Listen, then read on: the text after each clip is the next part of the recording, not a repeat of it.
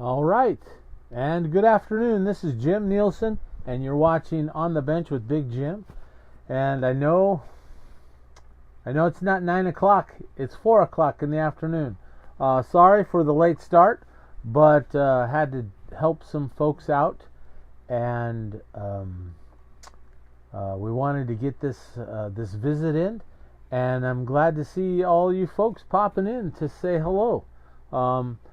This has usually been a morning show, but with the way the world is going, I needed to help out some folks this morning, and so I figured we'd do it this afternoon. We have a great show planned. We're going to have Chuck Yarbro Jr. is going to be our guest today, and I don't know if you know him. Great guy, and love Chuck. And he's done so much for Moses Lake and the community and the surrounding area that he's been honored by being named the Grand Marshal for the Springfest Grand Moonlight Parade. And I think it's a fitting honor for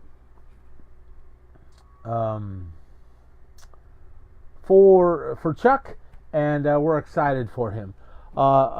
Something that I wanted to announce, I mentioned on Monday's show that we had 4 young men, high school wrestlers, student athletes up at the high school, that all qualified to represent Washington State at the Fargo Nationals. The national tournament is in July. Some of them are also qualified to help or be on the dual team. And so we're having a fundraising car wash on Saturday morning, 8 o'clock. It will be at Ariel Garza's State Farm Insurance Office parking lot right there on Pioneer Way. So if you go to the corner of Hill Street and Pioneer Way, you can support these young men by getting your car washed, and you can donate whatever you feel that you can afford to help these young men either get to Fargo or to get to the cadet or junior duels. And it costs a lot of money to do these trips, but this is something that these young men have earned, the opportunity to be able to represent Washington and Moses Lake at these tournaments. And I'm so excited for them because it's a great growing experience to be able to wrestle at the Fargo tournament and to wrestle in the duels. So the more wrestling that they can get done this summer, the better they're going to be next year as they represent Moses Lake, as they wrestle for the Moses Lake Chiefs. As I had said, we are going to be visiting today with our good friend Chuck Yarbro. He is currently in a meeting, and so I'm just going to talk about Chuck and let him know that we're waiting. Hello, Mick. Good to see you here. I love the fact that an old football coach has time to check in on me and to make sure that I'm doing okay. But let me going back to these high school kids. We have Hunter White, and we have Maximus Zamora, and we have Cruz Vasquez, and we have Saul Villa. And Saul is a freshman, and the other 3, Cruz, Maximus, and Hunter, are all sophomores. So next year they'll still be underclassmen. We'll have 3 juniors and 1 sophomore. That was Chuck right there.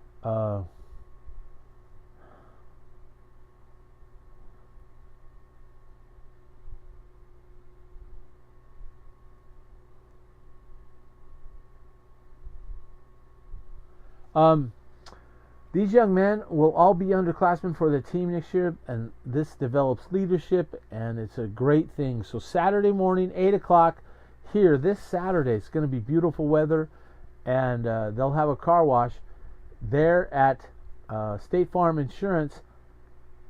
They're on Pioneer Way and Hill. And so here he is. There he is. So good. And I'm adding new Chuck. So accept the invite, and we'll be talking to Chuck Yarbro here in just a second. So excited to be able to visit with Chuck. He's a super guy. So hope you're all as excited as I am. Let's see.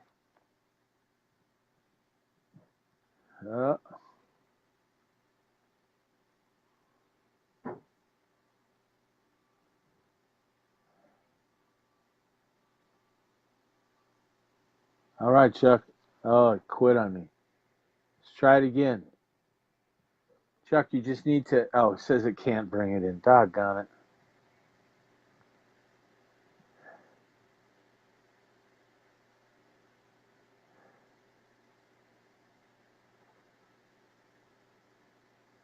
Oh. Okay, folks.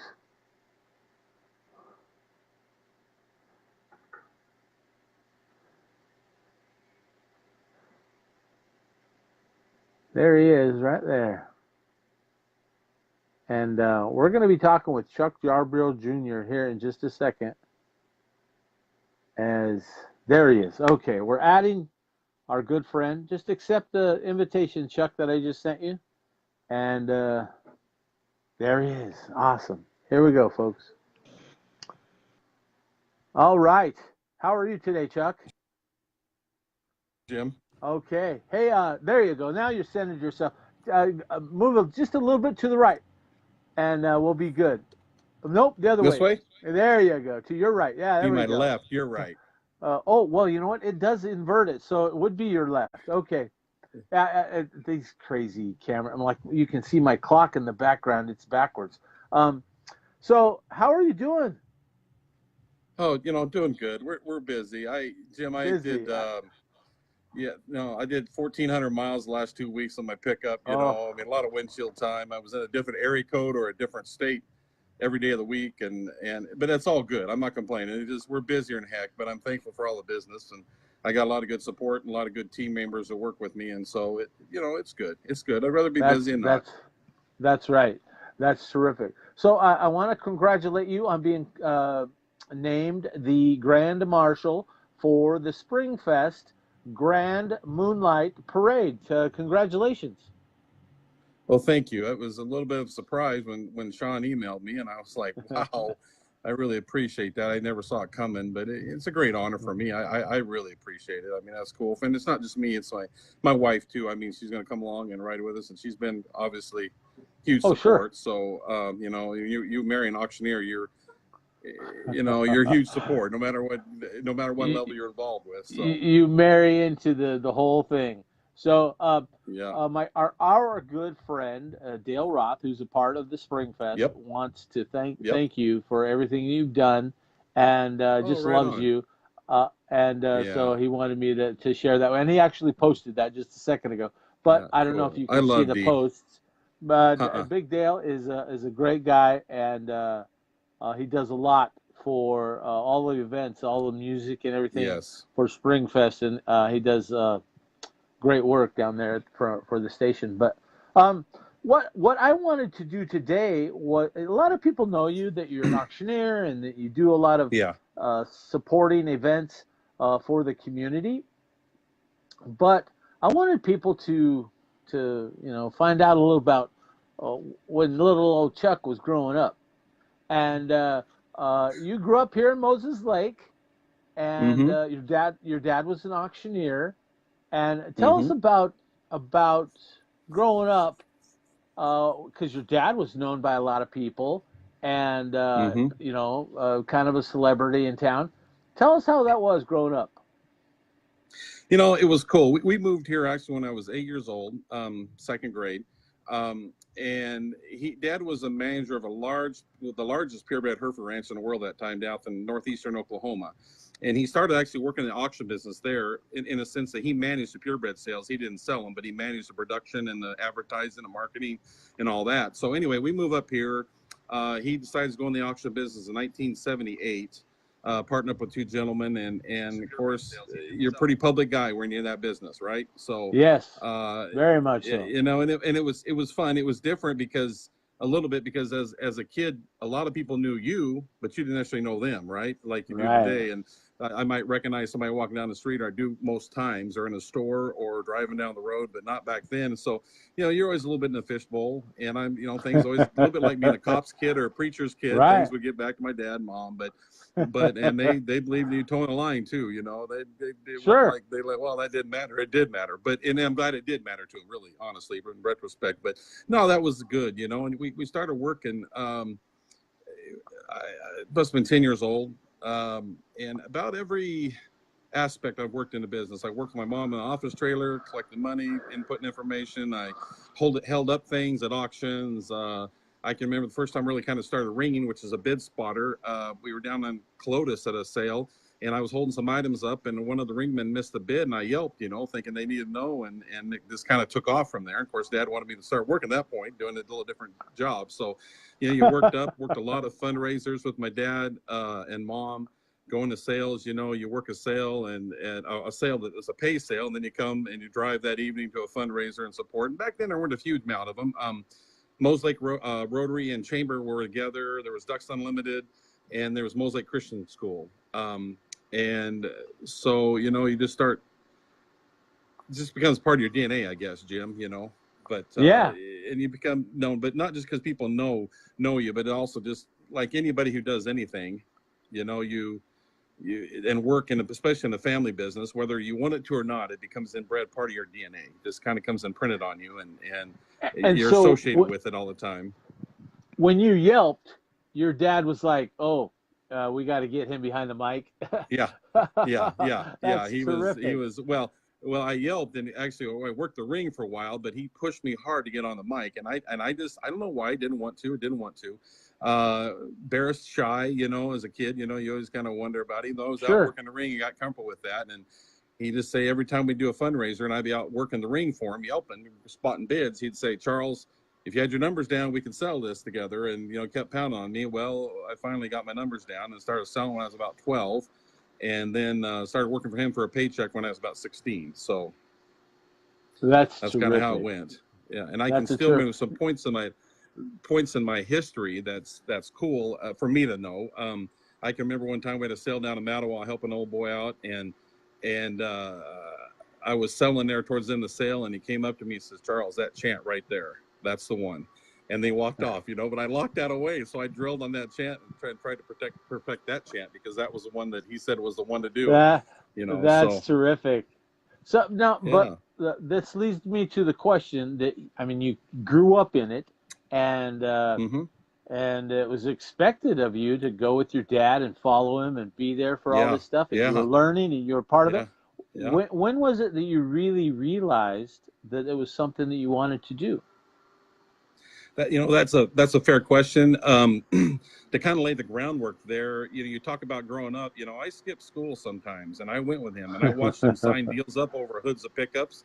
You know, that's a big deal. Watching that, listening to these old boys talk, a lot of wisdom that I have today, I gained from listening to these old boys talk, and I love to hear them old boys talk. They just had a lot of stuff from being in agriculture, being in business, that they learned, and their phrase I heard more than once, I think many times, was life kicking you around a little bit, you know, and learning what that meant over time. And it was a positive thing. It was not an easy thing for them to endure, but it was a positive thing, and learned. I watched them because they survived, and now we're having a retirement auction for them, and it's going to be a great celebration. And so it was kind of bred some steel in you, which is cool. And I was able to hear from that from a young age, you know. So but anyway, you know, I think there was a period in time where my wife and I were in school. She was finishing up school down at University of Idaho, and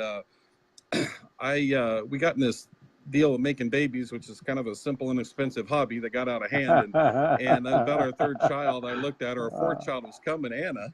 And I said, "Honey, Mom and Dad called me. They want us to come back, and I think we ought to do that." And I continued to work for them and travel back and forth, but selling sales with them and things. But so that's when we kind of decided it's time to race this thing full time. So we moved back and went to work full time, you know, on a daily basis, not just on sale days. That's awesome. That was That's 1998 is when we kind of came back. when So you moved yeah, home. I moved home in yeah, '99, so that's it's about the same right time. in that time I period.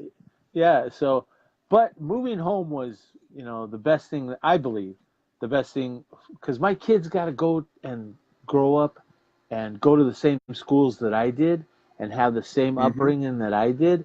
And we're blue, Moses Lake through and through. We bleed Sure. maroon and gold and all of that. But the small town,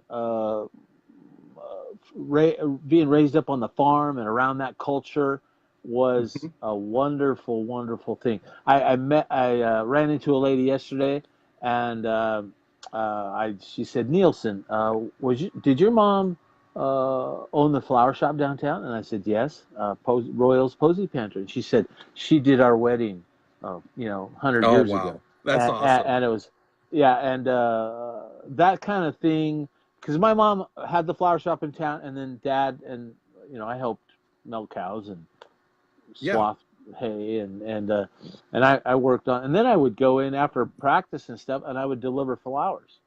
Um, I was a delivery boy, which was a great job, just because who doesn't want to see the delivery boy, a flower delivery boy, right? Everybody loves getting Yeah. flowers, so it was a great job, Absolutely. but Made their day. and so being in that family type of a business that we had the opportunity to do was awesome.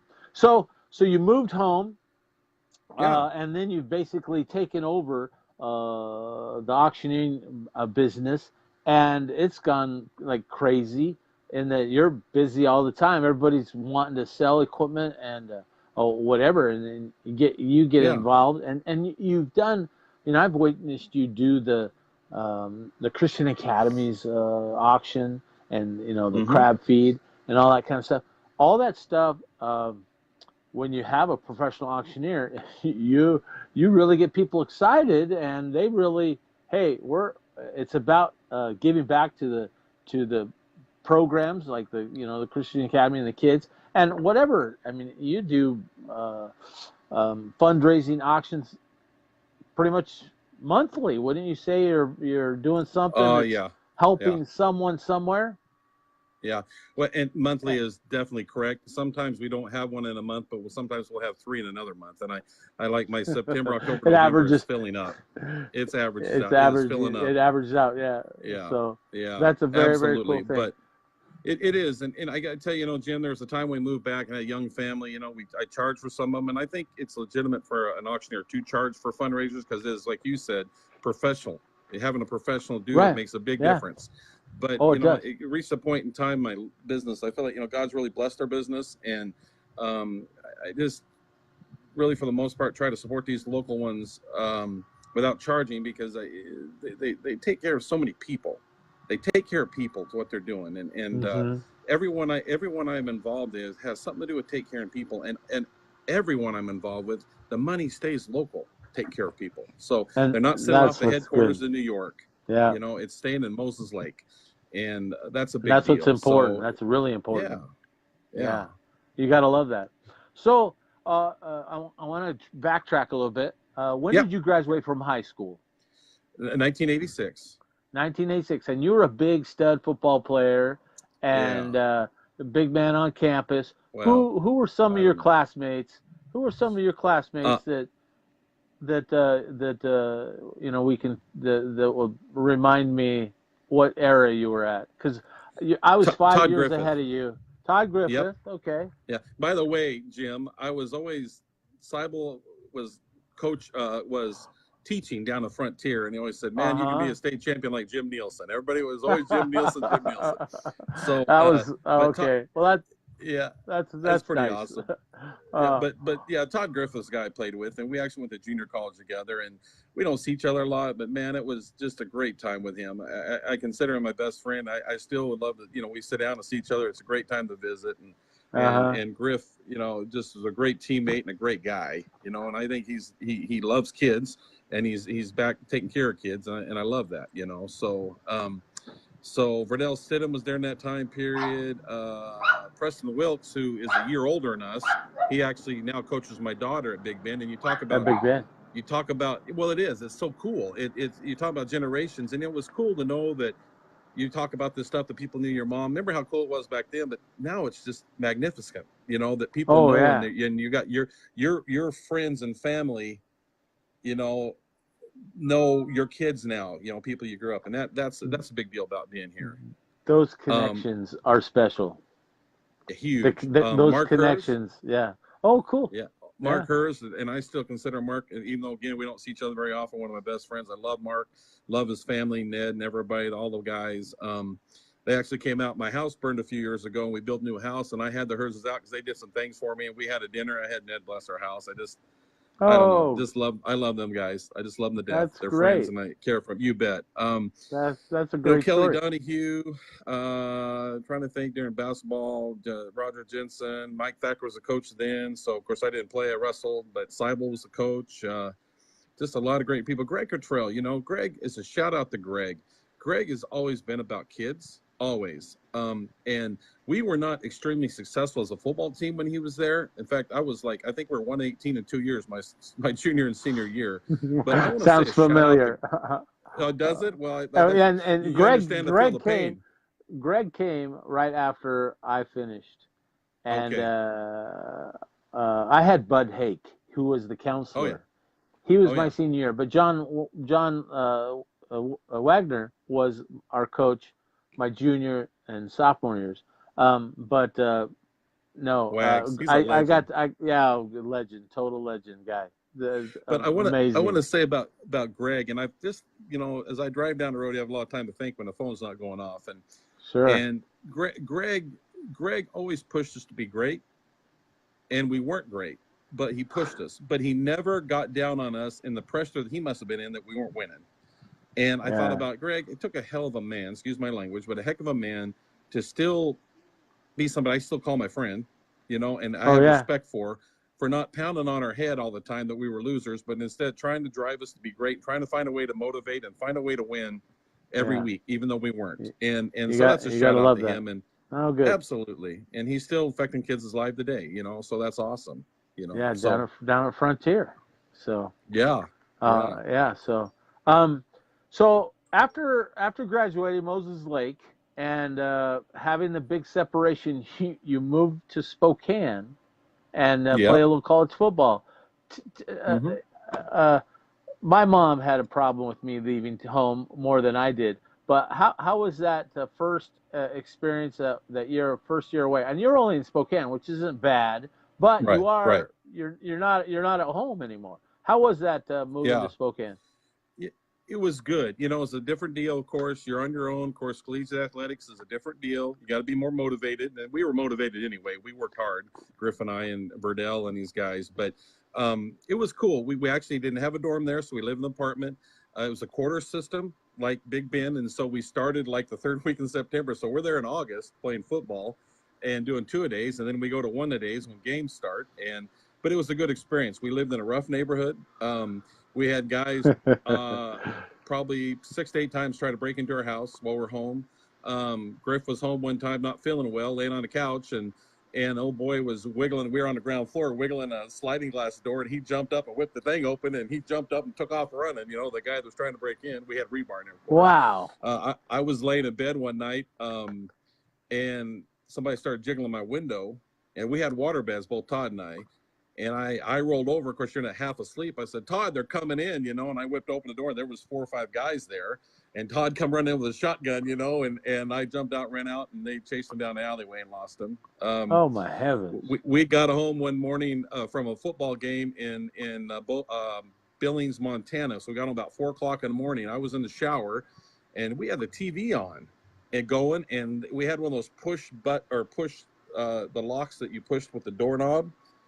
And somebody worked that thing and popped open and stepped in. Griff was sitting on the couch, and he's like, we're like, what? And Todd goes, Chuck, I come right out my towel, water dripping. And it was wild. But, hey, we're young, whatever. It is what it is. But who recommended that apartment? Well, be fair, my mom and I picked it out just because we didn't know. We weren't just country bumpkins in there. We just grabbed it. It was somewhat close to the school, so. Anyway, it was all good, but it was funny. I was laughing. I was telling my family, or a friend of mine, we're driving back from North Spokane, And I said, about every night, Griff and I would go to the store, and Safeway mostly, but sometimes it was Albertson across, and we'd get one of the big cans of refried beans. We'd get the big tortillas, which were a big deal back then, the big ones. I don't remember how they were bigger than 12, probably 16-inch. We get sour cream and shredded cheese. We're too lazy to shred cheese. Picante sauce we usually bought in the jug from Costco, so we had plenty of that.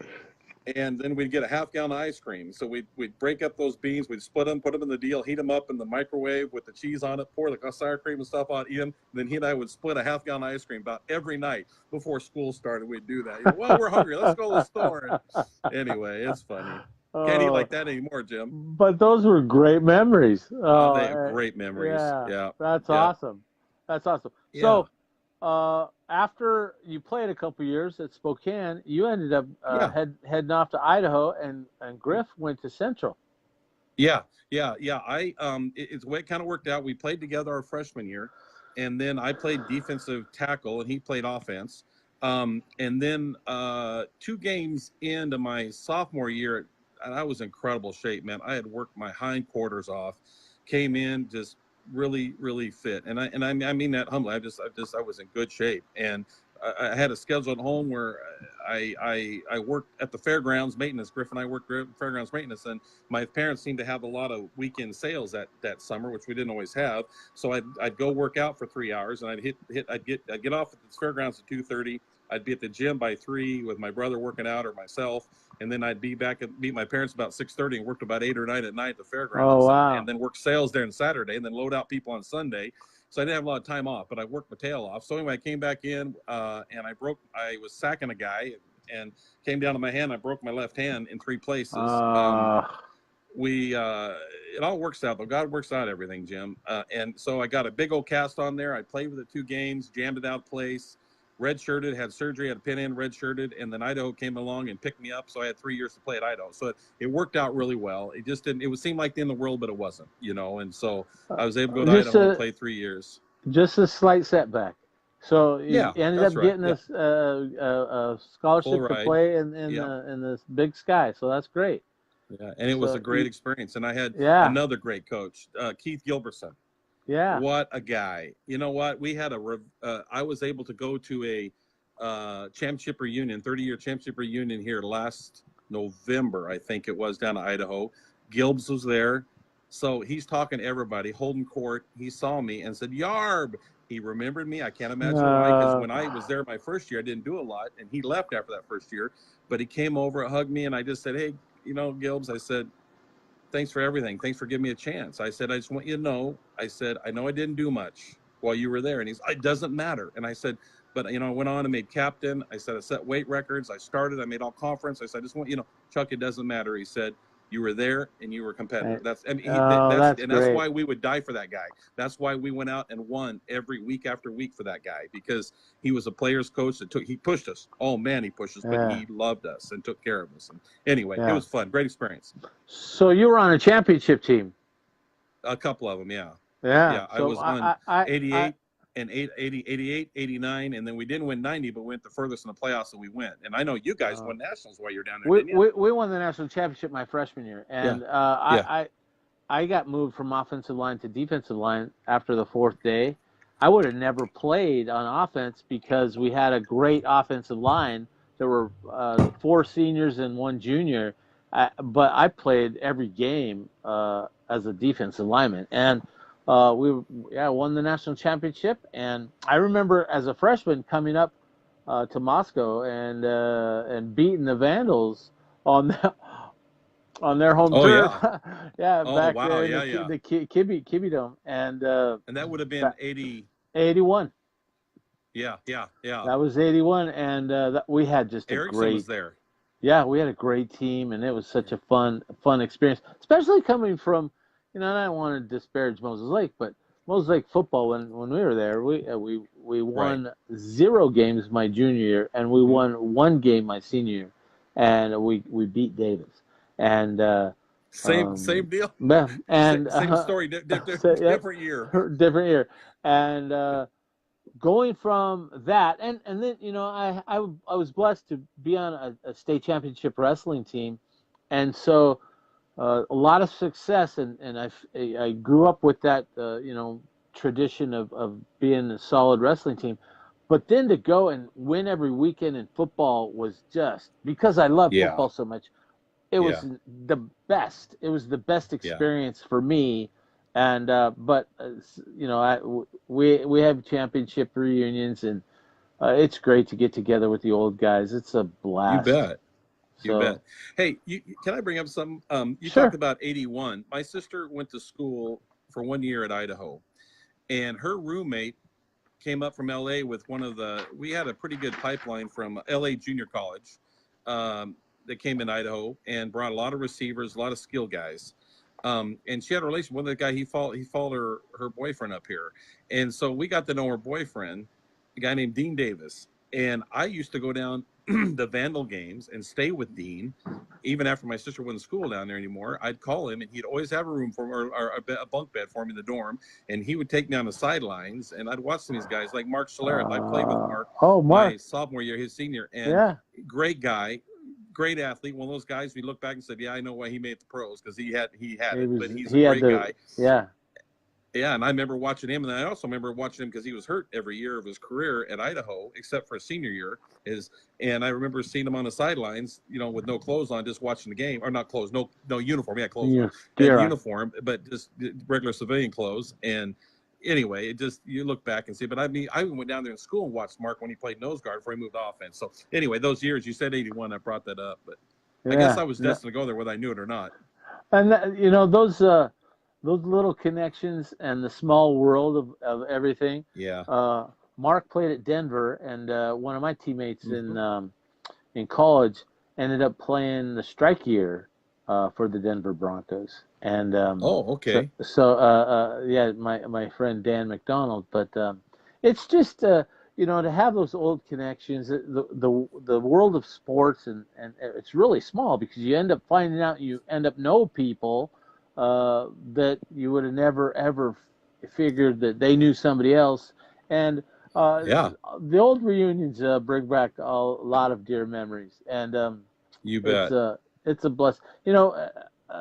I was blessed to get to Idaho State because Bud Hake, who was our coach our senior year, the year before that, he was the Idaho State coach. And the new head coach at Idaho State was my offensive line coach when I went to BYU football camp. And I thought I was going to go to BYU, but then, they said they had found some better kids, and I was like, okay. And Idaho State Coach Craig Thorpe, he had seen me at camp, but he called Bud Hake and said, what about this Nielsen kid? And he was like, yeah, he can play. He's got the same or better skills than the kids that we have there that Coach Hake had recruited. And so that I got lucky, and I was a better wrestler than I was a football player, but I loved football. And to have that championship, I have a championship ring, and I never wear it, but man, I have still to this day some friends from that championship team. We're on Facebook all the time together, and there's a closeness and something that's really special, and a lot of that has to do because winning isn't the end all be all everything, but man, it is so much fun to win. I think it's important. I don't think it's so important that you need to cheat or to do it the wrong way, but it is important. It makes it fun, and we have great memories. And Coach Craig Thorpe put together a really, really good team. When I look at it, Marvin Lewis was on that team, and he coached. I mean, he'd been the Bengals coach for the last 20 years or something crazy like that. And I have old football coaches that watch my show, and it's great. I have a lot of old friends that chime in and text me or message me, and it brings back great memories all the time. The fact that I came from the small town here in Moses Lake and had the opportunity to go to another small town in Pocatello. I mean, you went to a small town, Moscow. When you look at Moscow, it's not that big. I mean, it's right next to No. Pullman. It's not. It's right next to Pullman. But those connections, man, life-altering, relationships Mm-hmm. that I cherish, and I'm so grateful to have those relationships and to have had those experiences, and that's just with football. I've had I shouldn't talk about myself so much. This is about you, but I've been able to go all It's over all the good. world with wrestling, and I've been able to meet so many different people. It's just been a blessing to have had the experiences, and it's come through sports, and it's come through taking advantage of opportunities that have come to me. And I imagine you've done the same thing. You got your Yeah. degree from Idaho in public relations, Public relations. Yeah. and that Yeah. that just taught you how to get along with people, and Yeah. it's helped your business, I would imagine. It has in a lot of ways. Absolutely, it has. Yeah. Again, not really knowing at the time, but needing to want to get a degree with the 3 years I had of scholarship, and I kind of fell into this, and it just kind of all worked out. So Yeah, absolutely.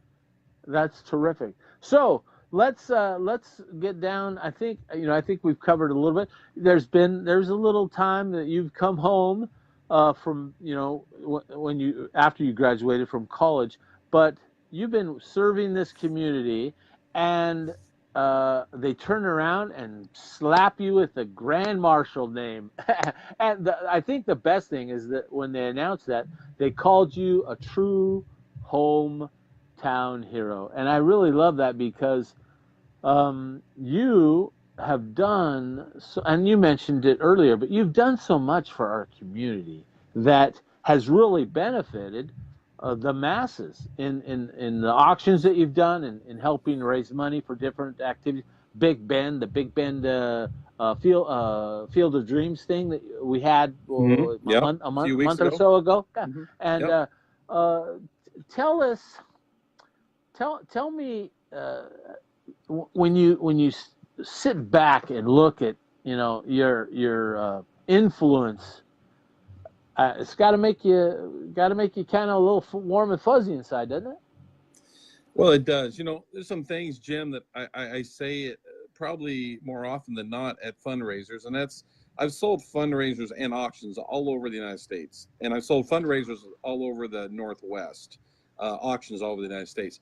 And fundraising wise, I always say pound for pound, nobody gives more money in the Columbia Basin.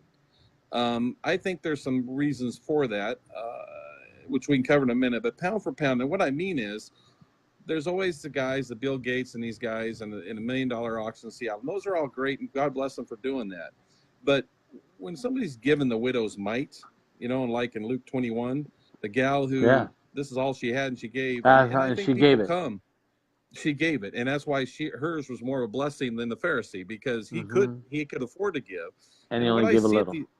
and she gave all she had, which was a little, but it was all she had. So it was a treasure in God's eyes. So I think I look at this and I see people who come and support year after year, and they're still there supporting, still giving $1,000 to $5,000. But then I see new people coming in, joining and supporting.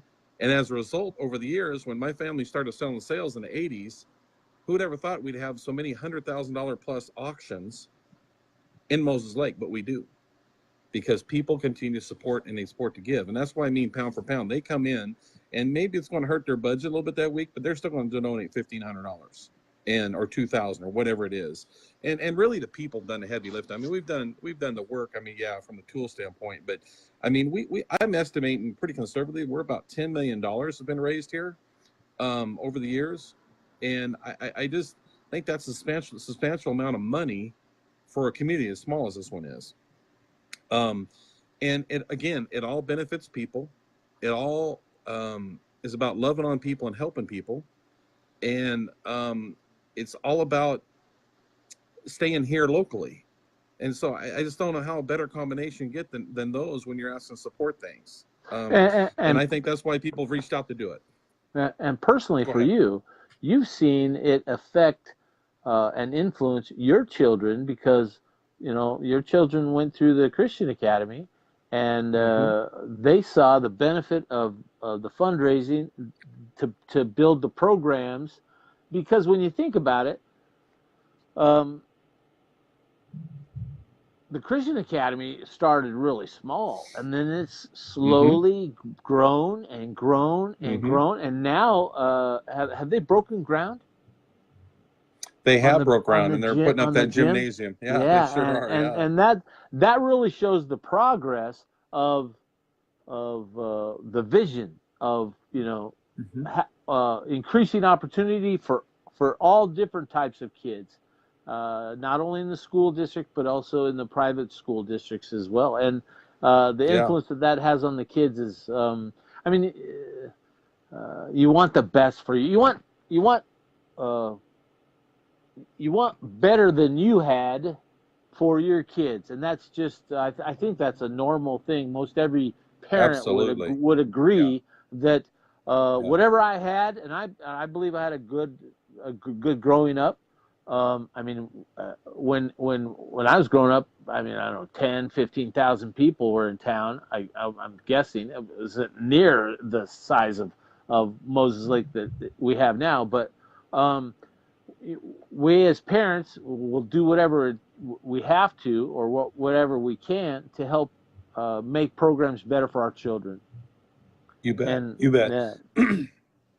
that's what it's about. That should be the goal of every parent. And I agree with that 100%. You want to make it better for them.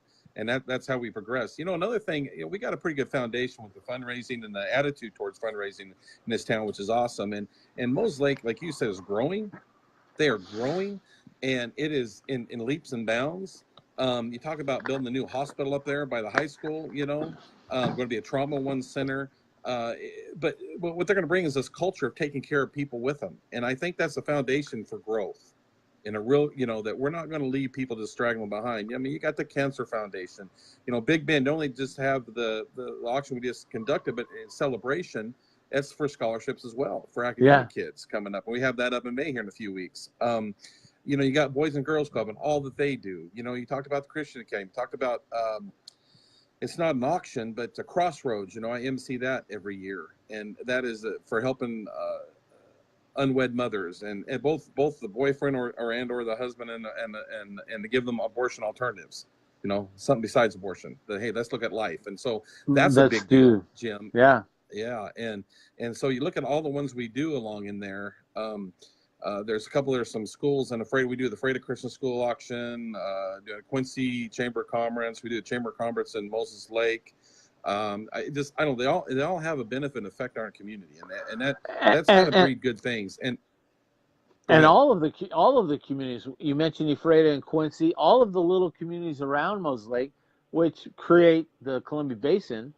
And they're small, you know, obviously Moses Lake's probably the biggest community in the Columbia Basin, and all these other little communities, they're coming along at because they have the same type of people, hardworking, love their community, love their family, and whatever they can do to make it better for their kids, they are willing to sacrifice and do that, and that's what's cool. That's a very cool thing. It's a great deal. It's great to see and great to be a part of it. I got to tell you, Jim, real quick, if I could add, there's a lot of days, and it's going to be frank and vulnerable here, that I get down of a busy day or an auction. I go, oh man, I got a sale tonight. I just really want to go home, put my feet up, and relax. And I'm tired, but I drag myself there, and then I get there and I see the outpouring. You know, Festival of Trees last year, I was tired. Incredibly, last 5 years have been a dead run for me and my crew, and I was so tired. But I said, I'm going to go do that sale. We're going to have a good night. And oh man, the outpouring just, you know, warmed you, got you ready for the Christmas season. Just the way people gave. Madison Jennings was the recipient of the house, and she did a great job speaking and sharing her heart. And you know, people responded, and it just, you know, you come away thinking you're a better person. You think, man, I got to see your face next week. You know, that's right. So you see what other people are doing for folks. So in the community. That makes y'all feel good because sometimes it's hard to get to those events, but once you go and do them, then you feel good that you went and participated, and that's a cool thing. And another special event that's coming up, we've talked about it a little bit earlier, the Spring Fest, which is a weekend of activities. We have usually kicks off with Friday night's lip sync, but Thursday night, there's actually a free movie in the park, and I don't know what the movie is. Maybe if somebody knows, can post it here. But Thursday night at McCosh Park will be the free movie, and then all kinds of activities. They have a car show, they have the fun run, they have farmers market, the 3-on-3 basketball tournament, and then that's all. Those are all Saturday, but there's music all Friday afternoon and evening, and then the lip sync contest. And people probably tired of seeing us there. My kids have been a part of that and have won it a couple times. All my kids They lip have. sync? Yes, they love doing that. Right Crazy. on. Yeah, That's and awesome. my boys and a couple other boys, they get together and they do the activity. And my daughter Sadie's done it. But anyway, that's a fun event, and it's fun to go watch for me. I would never. I would never get up there, but and then the parade, the Moonlight parade, and we have yours truly, Chuck Yarbro Jr. is the Grand Marshal. You and your wife will be. Do you know what car you're going to be trolled around in? I do actually. Oh, what? They offered Can to you get share? a Camaro or Can you share? something. Yeah, Oh yeah. yeah, I can. I'll tell you. They offered to get a Camaro or something really cool, and I appreciate that. But my family spent their life selling tractors, and so I'm rounding up a tractor. I've got awesome. some of the first people we met when we moved here was Daryl and Virginia Welch, and Daryl actually helped Dad remodel our first office trailer when we formed our Chuck Yarbro Auctioneers, and they've just been longtime friends. Daryl passed away some years ago, and they hauled his body. They had the funeral at his house and hauled his body to the cemetery on this parade quality hay wagon. And so I'm going to get pulled. Sarah and I are going to be pulled on the hay wagon with some straw, and that's going to be our rig. So I just had to do that. I just appreciate the offer, the Camaro and all that, but I just thought, this is our world. This has been our world for 45 years. So that is so appropriate. Got to do it. Yeah, it's very appropriate. That'd be cool. Well, I'm so excited that you've been given this honor, and the Spring Fest committee has put this in. And the Spring Fest is May 23rd to the May 26th. Make sure you get out to the parade. There's a bunch of different. The Spring Fest has its own Facebook page, and you can find the route. So when they changed the route, I was kind of iffy about it, but when we actually found our spot, it was great. Turned out great. Perfect. It was, and I'm glad. We had misgivings on the change, but after it took place, it worked out, and we're glad. And but it's a good place to be with family and to enjoy and see the parade, and we'll be able to see you being honored as the Grand Marshal, and no one I can think of that's more deserving for all that you've done for our community. I want to personally thank you, and I know I'm speaking for the committee. My good friend Dale Roth loves you to death and all that you do, and appreciate all your support you do for so many different organizations. And this has been really fun getting to know you and to hear a little bit more about your story. And On the Bench with Big Jim is very appreciative of being able to share this with whoever's watching. Right on. That's good. Thanks for having me. That's awesome. So they can they'll be able to watch. I'll upload this. It'll be on YouTube tonight, but they can watch it on Facebook. And Chuck, thank you very much. Is there anything else? Phone call. Is there anything else that you would like to share or message? Oh, that's right. I had one more question for you. Yeah, shoot. I mean, you have an opportunity to speak to all ages of individuals, and I've had the opportunity to work with some youth in the last couple of days. What good piece of advice are you giving kids that are growing up in this world today? What kind of advice? What would you recommend to them? Well, that's a good question. There's probably several pieces. I'll try to condense it. I don't know how much time we have here. No, you take as long as you want. Okay. Well, our culture, Jim, I'm going to say this. I'm going to lay the foundation and say, I understand there's a lot of attacks within our country, on our country right now.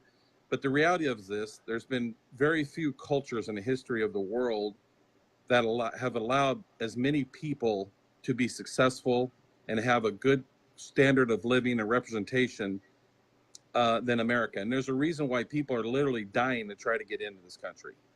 That's why. Yep. One of the many reasons. And I'm not saying we haven't poked ourselves in the eyeball, and we haven't stubbed our toe, we haven't made mistakes, Jim. We can all point to those. Right. But the reality of it is, while other cultures would have maybe disintegrated dealing with those, we have stayed standing and kept moving forward, working through those problems. And I think that's a big deal. But with that has come probably some pretty unshaky terms. If I was a kid growing up, wondering about culture, wondering about foundation, wondering about morals, what are they, what is right and wrong, there's a lot of those things that we're facing that we don't know. If you were a kid, it'd be pretty confusing out there because you're getting a lot of different people pulling. And it'd be interesting if there was a clear line, like they tried to say there's a clear line here and there. There's not anymore. You'll get people on both sides with mixed feelings talking, and people are going, who do we believe? What do we believe? And it's a wild deal. But for us in our business and our life, Jim, I guess the biggest thing for me has been, and I have not always done it right. I've stubbed my toe plenty of times, and I've got things that I'd like to stay in the closet and not get out because I've made mistakes. Believe me, I have done it. And nobody is standing here being better than anybody else. But look back, if I could go back maybe, and if I was to tell the youth, if I could go back and speak to me, the experience of being 51, I would make my faith in Christ as strong as a high schooler as it is now. And you can't afford not to. You've got to. You need a foundation. You need a foundation. And it's only can come with a faith in Christ. I think prayer has got to be a huge part of it. Jim, we pray all the time in this business. Now, we don't stop work and grab my secretary or my admin. That's not what we do. But Jake and I pray a lot. We pray individually. We just trust God for everything we have. Pray for people. And it's not just for business. It's situations, relationships, problems, good things, bad things. It's people who are struggling. You know, I heard a friend of mine today whose daughter got hit in the head with a softball and she's having seizures. You know, you stop and try to reach out to those people and pray for that, you know, and see God. So I don't know if that's what you're looking for, but if I was to give advice, that's what I would do. The third thing I think I would say is invest in people. And when you're young and you're trying to figure out life, you know, and the reality of it is, this is going to sound kind of funny, but from my preschool teacher, who's explained this to me, you know, your frontal lobe in your mind doesn't develop completely. You're about 24, 25. So while you're making decisions as a teenager, you're not making always the best decisions. Yeah, you're all over the place. Yeah, your decisions you do make, you're making them are going to affect you, good or bad, down the road 20 or 30 years. And again, we're all going to stub our toes, so don't feel any guilt about that. But try to make good decisions based on those points that I've told you, but also invest in people. And what I said as a teenager, you may have that person in the locker next to you, or that gal sitting in class that's kind of got on your nerves, or she goes after you, or he goes after you. And, you know, try to look back and say, what are they facing at home, Jim? Right. Do they have some abuse in their background? What are they facing? Did dad lose their job and leave them and now they're single? You know what I mean? I mean, try to understand where that, have sympathy. And hey, it's not about just giving money. It's about just trying to make a difference in their world. And I can tell you in the last... Putting an arm around them. Yeah, just showing them some love. I can tell you, again, with the preface that I did not do everything right for sure. And I've got a lot of stuff that I wish I wouldn't have done. But I can tell you in the last 5 years, I've had more, as early as... Well, as late as last Sunday, I had a guy message me, a young guy, that told me, you know what, you met with me a while back. This has been 20 plus years. You and another guy who I can't remember who that is. I remember this gentleman that I met with, but I don't remember the guy who was with me. And he said, you made a difference in my life, and this is why. Oh, and that's I've so had cool. More of that come around. I'm thankful it has, but it's like some things I do sort of remember doing, but it never stood out to me until they said it. You just don't realize that one time. And I can tell you from the opposite side, Jim, why I say that. We had a customer and a friend who ran into my dad one day, and he said, come see me. And we're just visiting because I might want to sell some things. And Dad said, yep. And he got in his truck and drove off and just forgot about it. Not because it wasn't important. He just had a whole list of phone calls and just forgot.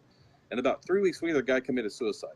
Oh. And I just think if we could have met with him, maybe. That is not my dad's fault. It's just the way life goes. But the reality of it is, that always stuck with me, that take people serious and see what are they really saying, because very few people have something brand on their head that says, I'm struggling, I need, they come to you in different ways with humility, they're embarrassed, whatever it is.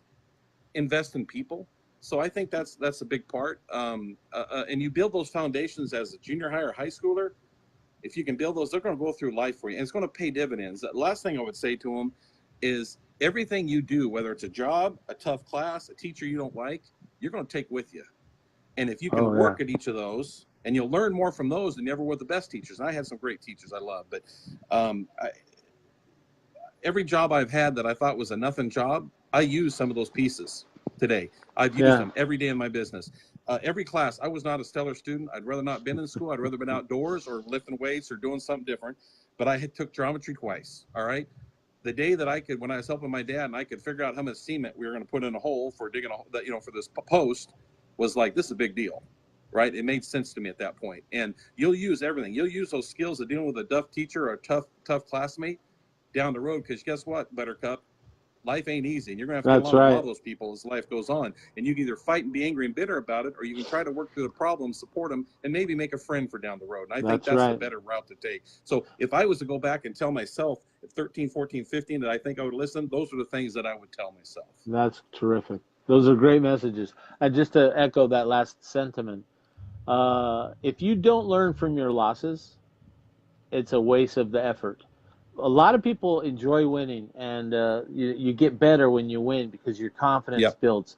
But if you don't accept the loss and what good you can get out of it, it's a waste of